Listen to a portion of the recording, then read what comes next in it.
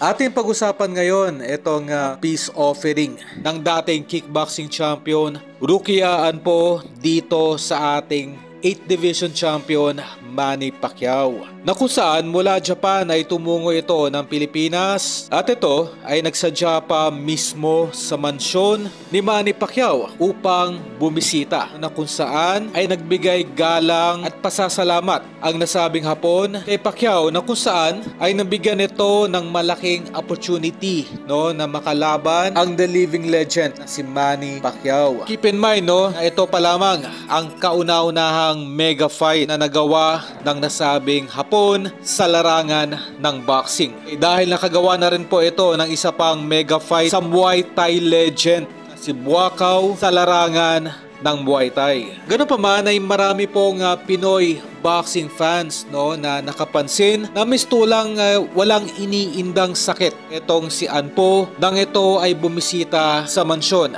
ni Manny Pacquiao. Kung maalala, noong nakarang linggo lamang ay inamin mismo nitong nasabing Hapon na ito ay nagtamo ng minimal fracture sa panga nito mula sa solidong left hook ni Manny Pacquiao. Keep in mind na ang mga Hapon po ay bihasa sa paggamit ng pain reliever. Kaya gano'n na lamang kabilis ang kanilang recovery period. Kumbaga, kung ang isang fighter po ay kargado ng mga kaliwat kanang pain reliever ay hindi na po nakakapagtaka kung ito ay magmukhang normal na parang walang iniindang fracture.